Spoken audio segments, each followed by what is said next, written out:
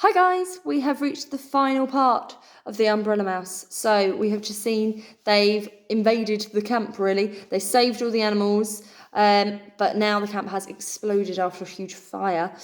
But G.I. Joe, Hans and Leon were still there fighting, so we don't know if they've made it out.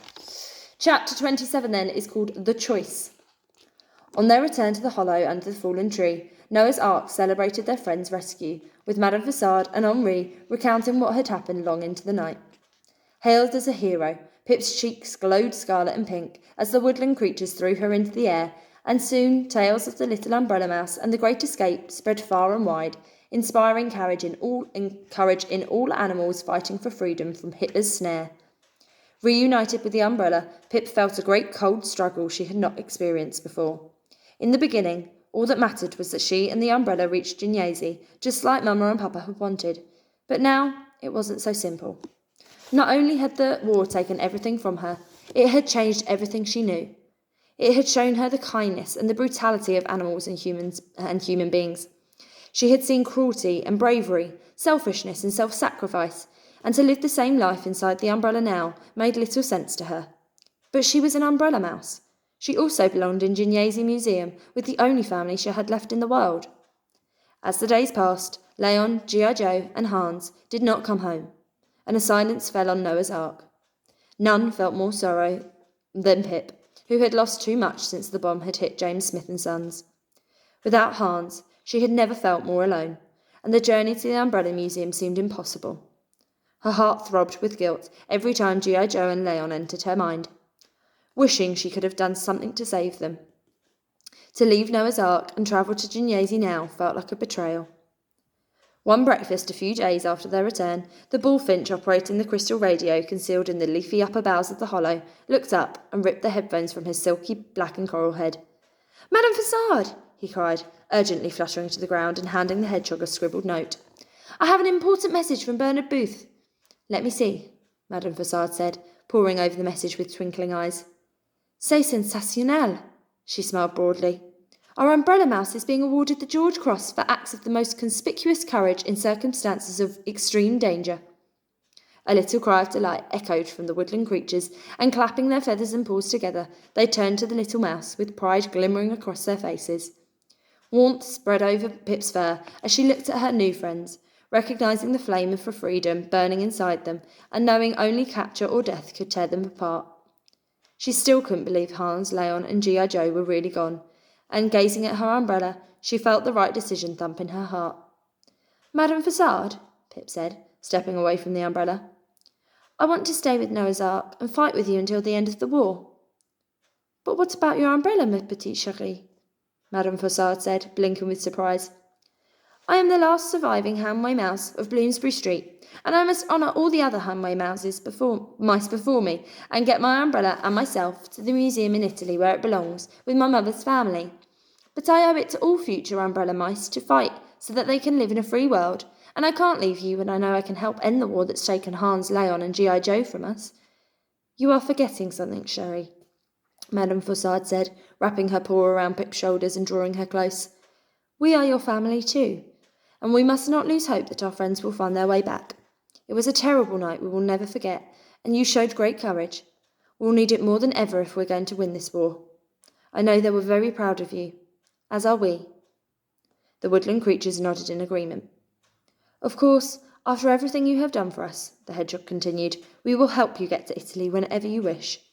I promise we will never risk the umbrella's safety, and after we win the war, we will take you to Gignazy with victory ringing in our ears.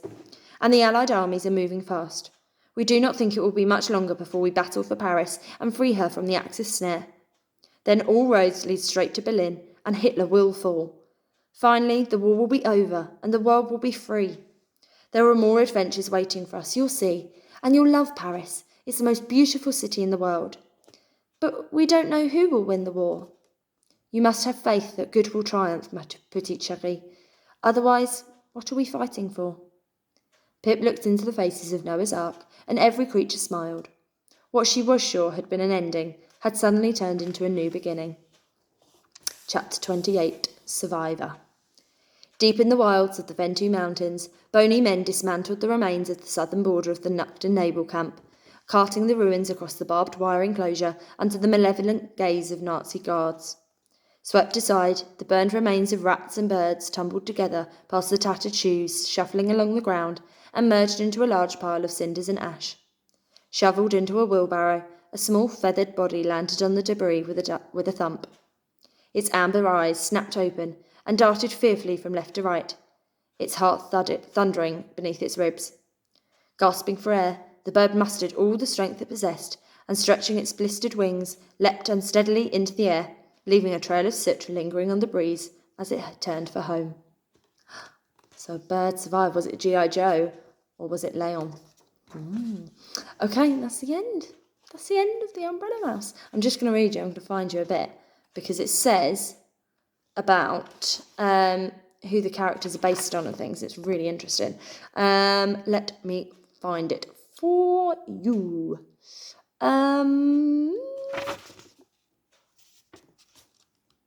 Okay, I can't find it. Hold on. Here we go. Right, okay. So, basically, I'm going to summarise the first bit for you. But her grandfather, the author of this book, her grandfather was shot in World War II. His plane was shot down. So she was very interested in World War II. So then, let's read this bit. Remembering my grandfather, I began to research the French resistance, and as I read accounts of spies using secret messages, gadgets, and invisible ink, I found betrayal, daring escapes, and heroic sacrifice on almost every page. I was gripped by the Imperial War Museum's British Spy Manual and Marie-Madeleine Forçard's memoir, Noah's Ark. She was about my age when she became the leader of the Alliance, a vast intelligence network of 3,000 men and women fighting the German occupation in France. Not only was she a woman of authority living in a man's world, she was also the mother of 2 young children that she put into hiding so she could risk her life to help the cause. She assigned her members animal code names, earning them the title Noah's Ark, and she escaped capture twice, once by squeezing through the bars of her cell. She was my eureka moment, and I chose 2 key members of Noah's Ark who had moved me the most to write about. Madame Forçard as Hedgehog, and her close ally Eagle, the group's tragic hero, Commandant Leon Fay. So this whole group was real, but it was humans that did it. So Madame Forçard was a real person, and she did escape capture twice, but she was a human instead of an animal. Okay, same as Leon, he was a human, but he existed. So with anthropomorphism decided, which just means making it all animals, more research led me to the extraordinarily resilient pigeons awarded the Dickin Medal that honours gallant animals fighting alongside humans in the war.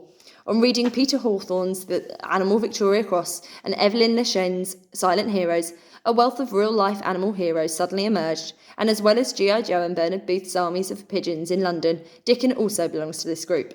Named after the medal, he resembles Rip, London's first search and rescue dog, and his handler, Mr. King, appears with him. Maureen Waller's A Family in Wartime was a valuable resource when writing their scenes. So again, Dickin was a real dog, but he wasn't called Dickin. He was called Rip, but the medal that dogs were given was called the Dickin Medal. So she named him after them. I think that's the last bit. Lucia is based on a World War II pigeon pal. Lucia de Lammermoor. But I must add that there is no evidence to suggest she was anything other than heroic. Hans is inspired by Hans Scholl, a founding member of the German resistance group, the White Rose, who was executed in 1943 with his sister Sophie for their opposition to the Nazi regime. Lastly, the young shop customer in chapter 1 is influenced by one of my favourite authors. Blah, blah, blah. So then she goes on to talk about more research she did. But so Hans was also a human who was a German, but he fought against the Nazis, so he actually got killed for that because he fought against them. And Lucia existed as well, but they don't know that she was actually a traitor. They changed that bit for the story. Isn't that interesting? So all those characters were real people that did those things in the war. Amazing. But that is the end, and that is the end of our story time, really. There's no time to read another book before the lovely summer holidays. So, thanks for listening, if you've watched them, so that I'm not just talking to myself, but I hope you've enjoyed them. We've had some good books there, and I hope you have a lovely summer, and I will see you again in September. Keep reading. Bye!